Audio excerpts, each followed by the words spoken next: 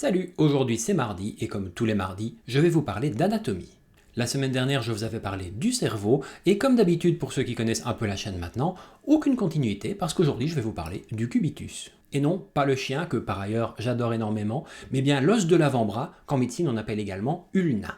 Le cubitus est un os qui est plutôt large dans sa partie proximale au niveau du coude et qui s'amincit dans sa partie distale au niveau du poignet. Le radius, qui est l'os qui lui est intimement lié, possède une forme inverse, plutôt fine au niveau du coude et large au niveau du poignet.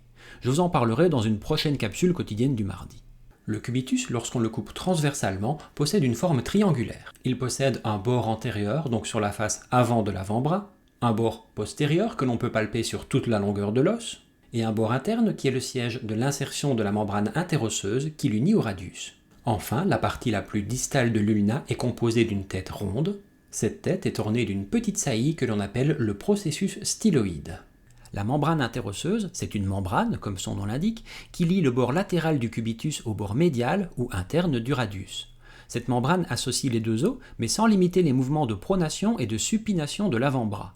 J'ai parlé de ces mots vendredi dernier, vous vous en souvenez? Si vous n'avez pas encore vu cette vidéo, il n'est pas trop tard, allez-y.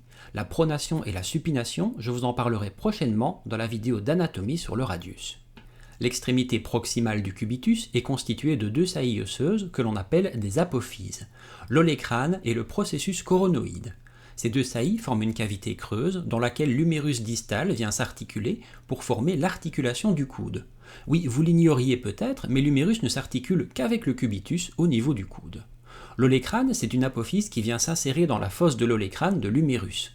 Cette architecture si particulière explique pourquoi l'avant-bras peut se fléchir sur le bras, mais uniquement dans un sens. Ou alors avec un olécrane cassé, mais franchement je vous le déconseille. Le processus coronoïde vient en flexion maximale se fixer dans la fosse coronoïde de l'humérus. C'est à cet endroit que vient par exemple se fixer le muscle brachial, le fameux biceps que vous avez dans le bras. Si vous contractez le biceps, l'avant-bras se fléchit. Et oui, c'est logique quand on comprend l'anatomie. Enfin, l'extrémité distale du cubitus possède une surface articulaire avec le poignet. Et pour bien comprendre tout ça, je vous renvoie à ma capsule quotidienne du 16 janvier, la 16e capsule quotidienne donc, dans laquelle je vous parlais des os du poignet. Hop là, comme ça a l'air de rien sans y toucher, je vous fais un petit lien entre les vidéos, une bonne raison d'aller la revoir celle-ci. Voilà, j'espère que cette nouvelle capsule quotidienne vous aura permis d'en apprendre un peu plus sur le sujet du cubitus. Et quoi qu'il en soit, on se retrouve dès demain pour une prochaine capsule quotidienne. Allez, bye, bonne soirée.